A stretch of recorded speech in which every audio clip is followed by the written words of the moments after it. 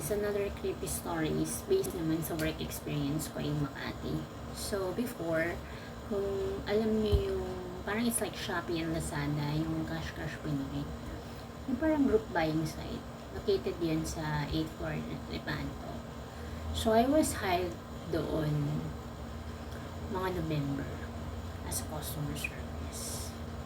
So yun, nakakatawa lang kasi nung na ako medyo 1.5 years din ako nagtrabaho na. Kasi yung problema doon, nung nalipat ako sa fraud department, nag-check ng mga credit card payment. So, ang last reporting is yung panghapon, which is ako. So, ang uwi nun is 2 to 10. So, minsan nag-extend pa pag hindi natapos. So, minsan 12, pinakamatagal na 1, so okay na yun. So, pag gano'n ang oras mo, iiwan sa yung kadena ng office. Kasi kakadena mo po yun para ilak. Though, automated yun. Pero kailangan mo pa rin ilak. Kasi nga may mga items doon. Kasi nga, diba, group buying site. Pero may mga merchants item. So, kailangan talaga double zip. So, ako nang naiiwan. Ang talagang last na iwan is yung IT, ako, tsaka yung content creator, yung mga nagpipicture ng mga item. Pero minsan kasi maaga sila natatapos, so ako na lang may iwan. So, ako, I always position myself malapit dun sa pintuan. Kasi yung nabubuksan ko na ilaw, the rest po patayin ko na para tipid kasi nang sabi na HR. So, madilim na. So, yung area ko na lang yung maliwanag. No, ang problema kasi, pag ako na mag-isa, is may poltergeist doon sa office. Kasi ang dami nila. Mapapansin nyo na kapag mag-isa ka, no, yung tahimik, talagang every building, every may entity. So, kasi nung mga, I think, mga 11 na yun, ako na lang mag-isa, is gusto kong pumunta ng pantry kasi nga nauuhaw ako. So, gusto ko lagyan ng tumbler ng tubig ko. Kaso nagulat ako kasi nung pag-turn on ko ng light is bumukas yung rep. Nagulat ako kasi ba't bumukas? Ako na lang eh. Tapos sinarado ko. Tapos binuksan ko yung gripo kasi nga babalawan ko yung tumbler. Habang binabalawan ko, bumukas ulit yung rep. Sabi ko, sinarado ko na. Tapos pinuksan ko na lang muna din yung pantry para may ilaw. Tapos nag-decided na rin din na magkape. Ayun. So, kaso kasi, paglabas ko naman doon, bumukas ulit.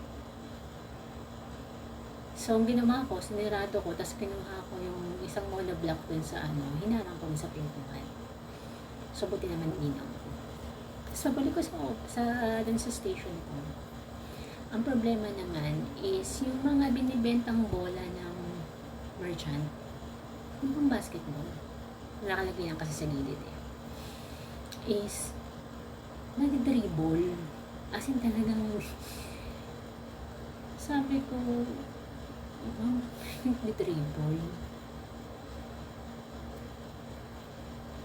Takot talaga ako noon. Kaya ang ginawa ko, binuksan ko na yung ilaw lahat. Pero alam ko patay ako sa HR kasi may CCTV sa loob, so makikita niya. So papaalam ko na lang para hindi creepy. Hindi yun, binuksan ko na yung ilaw. Pero banda dun sa may CEO na area, pinatay ko. So medyo madilim pa doon. Malapit dun yung exit. Ito naman, mga 12 na, 12:15. Ko pa kasi tapos ang dami kong i-check na chargeback, dispute. May nakita naman ako doon, nakatayo ng babae. Kaso naka-tripod siya. Tapos nakasad lang siya, nakatingin lang siya dun sa may windows kasi may parang may malaking glass windows doon. Ngayon, tataka ako kasi ako na lang mag-isa. As in talagang matakot ako kasi yung mga lights, nag-flicker din. Tapos, nung pupuntahan ko sana, kasi I just want to check baka may kasama ako or Pagpunta ko dun, biglang nawala. Tapos, yung pintuan nung stock room, nag-slam.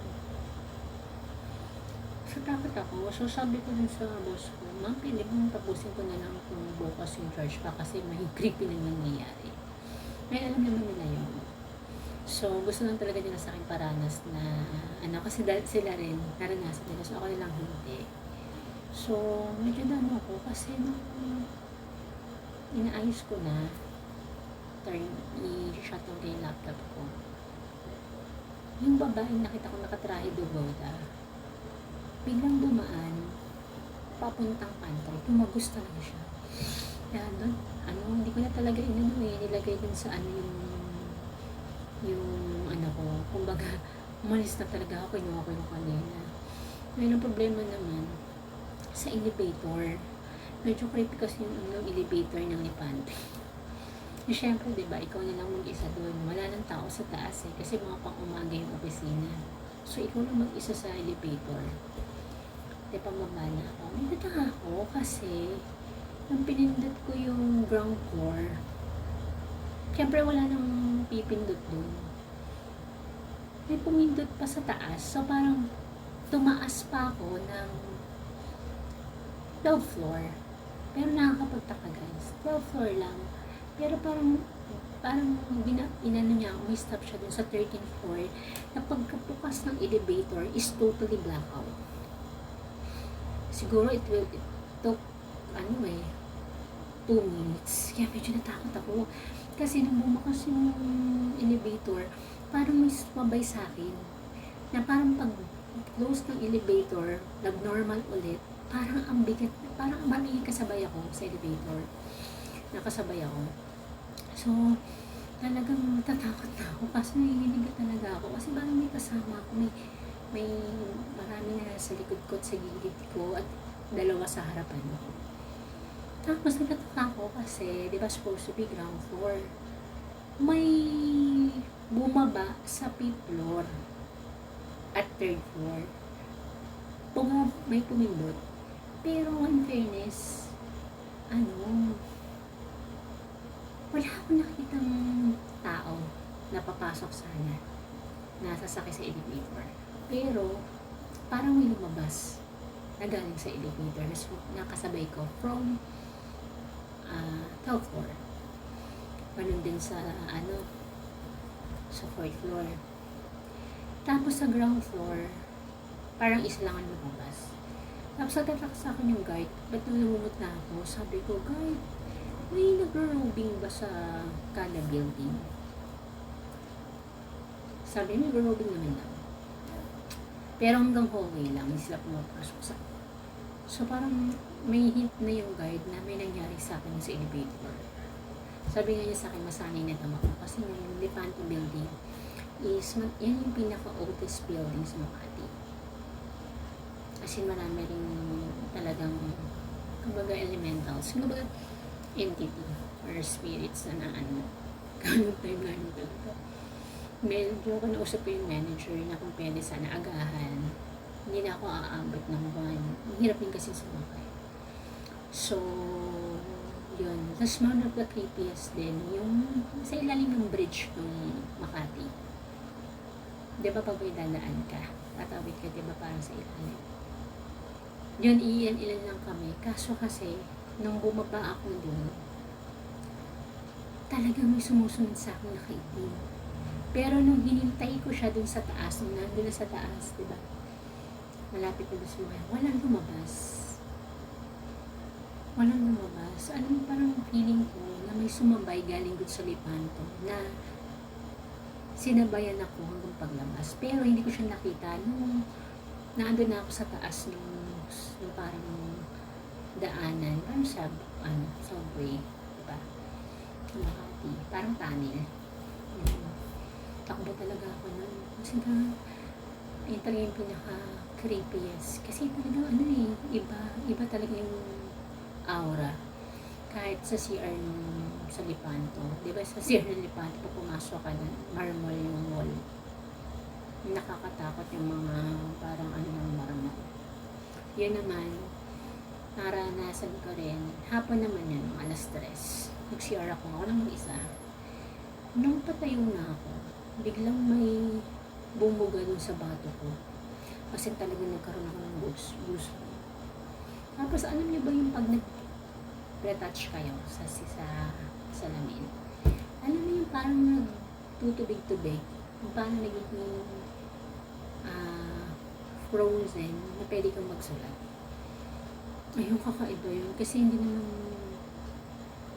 pag ikaw talaga mag-isa at may kasama ka, may nagpaparamdam sa iyo doon, ganun yung ambience ng CR, malamig. Pwede kang magsulat din. Natakot talaga ako kasi nung lumabas na ako, tumakbo na ako na ganun yun. Biglang nag-slam yung door. Kinuwento ko na sa mga kabasina ko.